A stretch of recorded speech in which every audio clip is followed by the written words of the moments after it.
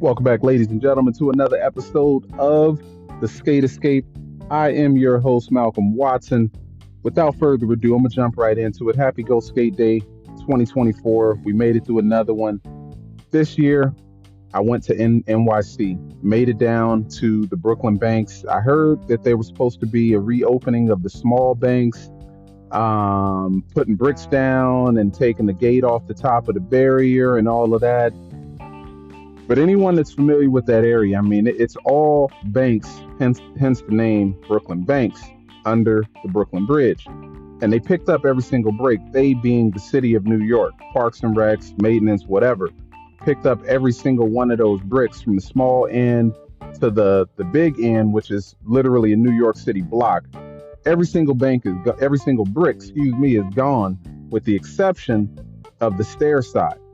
And so when I had first heard that they were going to put the bricks back and reopen the small side of the banks, I couldn't believe it. It was one of those things where I'm saying I'll believe it when I see it, but I know how much work is involved with pouring the concrete, laying down everything you got to lay down, putting them bricks down, and making sure it's perfect. And I just didn't see the rumor mill, of course, was out of control. Tony Hawk gave X amount, and Tony's making this possible, and Nike's doing whatever, and we're bringing the banks back. But to save you a long, drawn-out explanation, it didn't happen. But I made my way. I wasn't disappointed. Parked over at the LES Park, had prime real estate parking right at the front gate. Didn't get towed, didn't have to pay, didn't get a ticket, any of that. It was beautiful. And I saw some other skaters. LES, by the way, at this point in the day, there was, it might have been 25, 30 people tops at the skate park. And keep in mind, this is 1 o'clock in the afternoon on Go Skate Day. I thought I was showing up late to the party. The flyer I saw said that at the Brooklyn Banks, best trick starting skate jam at 12 o'clock. But back to the lecture at hand. I pulled up, got my parking spot, saw a few people skating towards the banks, threw my board on the concrete, and proceeded to make my way towards the Brooklyn banks. Got there, maybe 15, 20 people scattered about the banks, a few people already working on stuff down the stairs. They built some new obstacles, once again with that they word, Liquid Death, Vans, and two other nonprofit organizations, to be exact, had built a ledge right next to the bank, right next to the stair set, where you could do tricks, manual tricks, grind tricks off the ledge into the bank.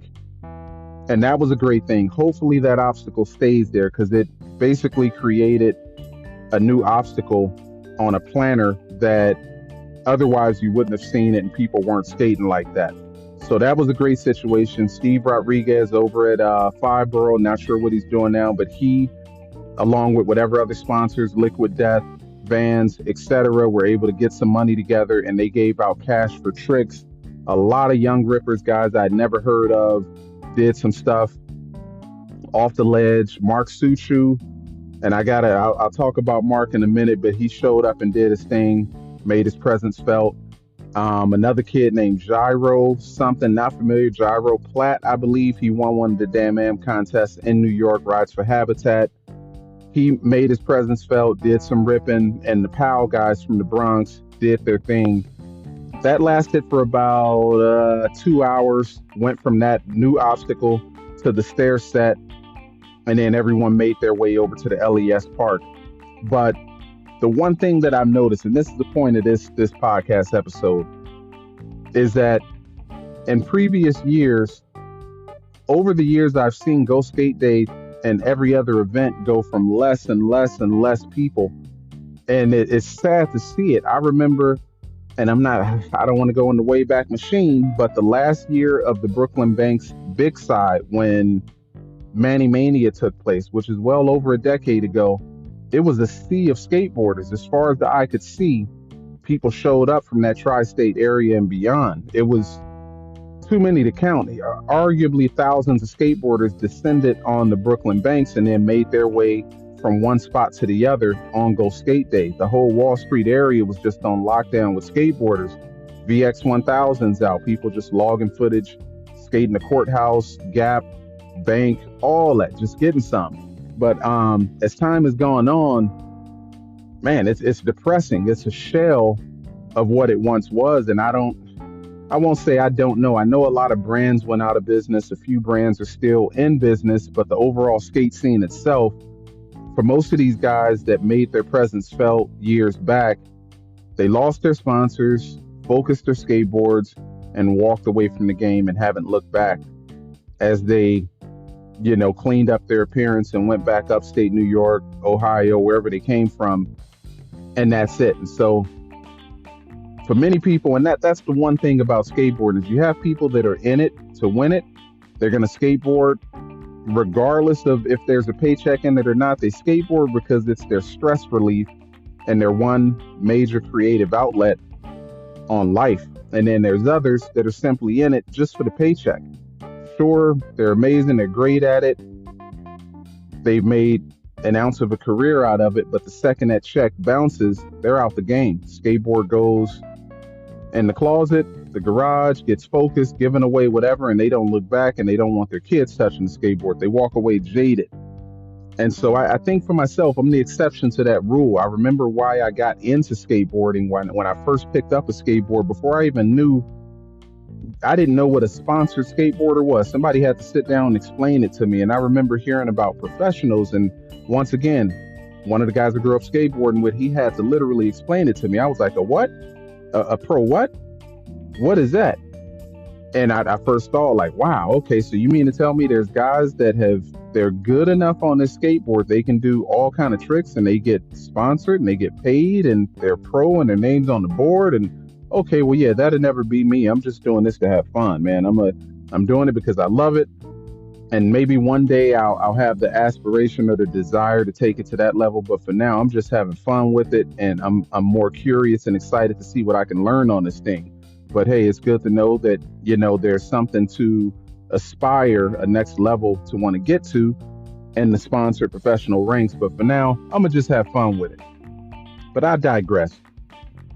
When it comes to New York, even years ago, you would see vans pulling up, teams just out celebrating skateboarding. The real van, the deluxe van, they kept the wheels rolling. Birdhouse team, various other vans, even New York brands. Like, I didn't see not one person that rode for Fireborough at this event. I didn't see anybody from the new zoo, the old zoo, any type of zoo. I don't even think I saw a Zoo York sticker at this event. I don't know if they're around or not. I'm gonna have to check when I end this podcast episode and do a little internet Google search. But man, I'm just looking around. I find myself like Birdman, the owner of Cash Money Records.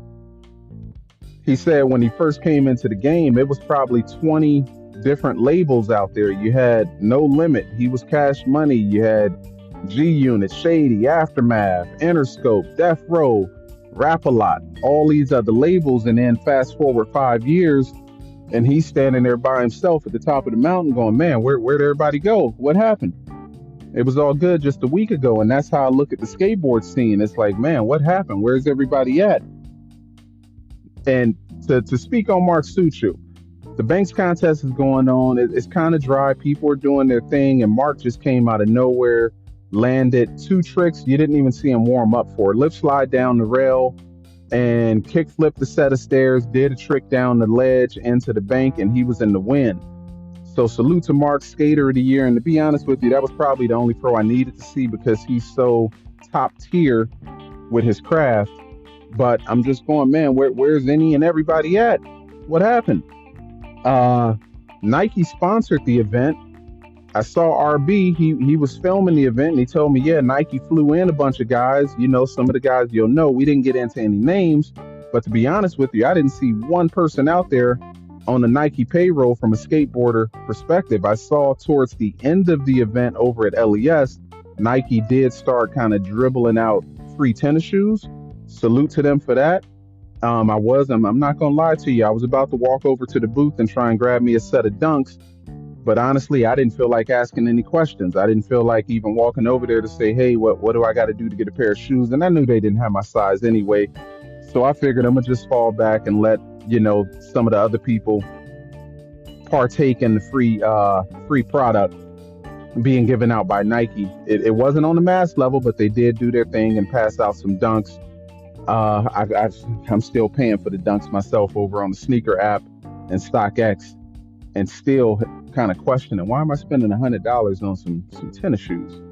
I'm just not used to it. So I'm on that collector resale tip. Not that you asked me, but back to it. They did their thing. Salute to Nike on that one. Once again, I guess I don't know if the guys were too cool for it, if they were hungover from partying. It is New York. Who knows? But their presence was not known at all. And I'm just not sure what the future holds for skateboarding when it comes to any of these events, because the crowds are getting smaller and smaller and smaller. I think next year I may take it on up to Canada. I saw some footage of Go Skate Day in Toronto. I saw some more footage in Vancouver, BC, and it looked amazing. It made me feel like I missed something. TJ Rogers was doing his thing, sponsored by S. And it reminded me of that feeling. I did see some Nike riders up there. I saw Deshaun, I forgot his name. You know who I'm talking about, riding for April. But he was doing his thing on the east coast of Canada.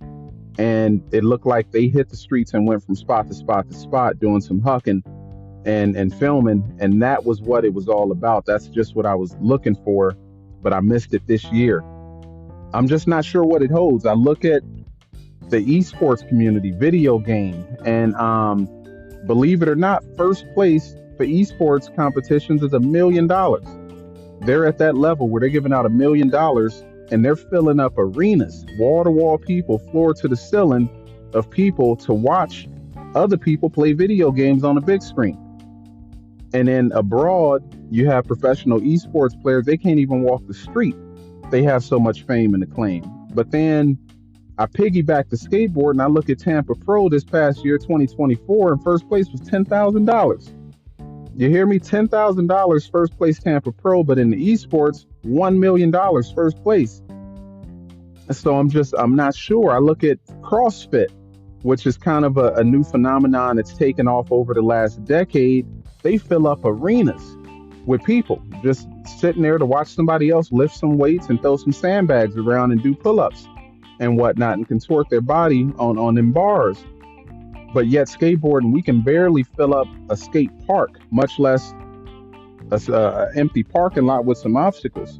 So I'm just not sure what it holds. I'm not sure where it's going to go from here, but hopefully it goes in a positive direction. I know the Olympics is coming up next month or the month after that over in Europe. So hopefully that inspires some people to get out and do their thing, and hopefully brings a bit more of a spotlight to skateboarding. Another one that we'll see what happens is the fact that in this day and age, you have so many brands, and this is off subject of Go Skate Day, you have so many brands or people that consider themselves having brands, but yet they can't afford to pay their riders. And they turn guys pro, and people accept this notion of being professional without making any money. But meanwhile, there's $3 billion being made in the skateboard community. So something's got to change. We'll see what happens. I'm optimistic on it all. I'm going to say it, and I'm going to be 1,000,000% honest with me. If someone were to approach me and said, hey, Malcolm, I want you to be pro for my brand, my first question, okay, sounds good. What can you pay?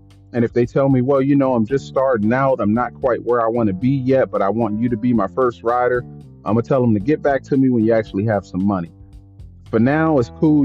Start your brand, give out your free merch, your promo, and hopefully that generates some sales for you. But you're not doing anyone a service in the skateboarding space, putting their name on product or giving them product, and they can't even go to Taco Bell and buy something off the 59-cent menu or the 99-cent menu. They can't afford to buy some churros at Taco Bell, but yet you walk around with your head up talking about I got a brand and I got riders. Stop it. And I've been there before. I had one brand, it was called Civilized, I believe. They put my name on a skateboard, printed them up, and lo and behold, I go to Venice Beach and I see a kid riding my board.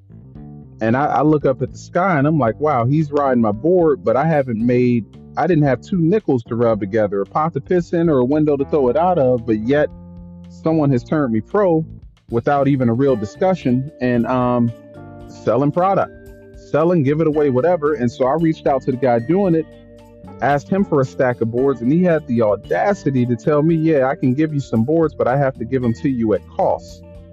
What? So I got to pay for some boards that you put my name on at cost, even though we didn't even have a discussion about this. And that's the problem with skateboarding. But I'm gonna leave that one there. I'm gonna set that down. At the end of the day, hopefully next year is a more fruitful, better year for Go Skate Day. Salute to everybody that came out in New York City. Steve Rodriguez, without you, this event at the Brooklyn Banks would not have been possible. And salute to you for even breathing life back into the Banks. He did give a speech and talk about how much of a struggle it has been just to even open up the stair side.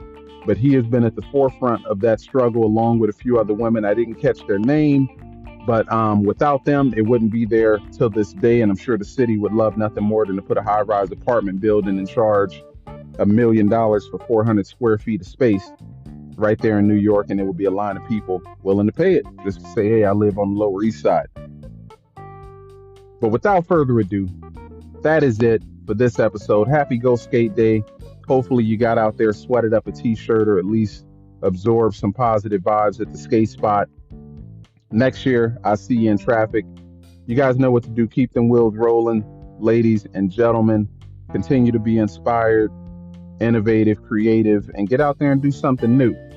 And just enjoy yourself. It is skateboarding, for goodness sakes. I'll see you on the next one. Tell a friend to tell a friend. Peace.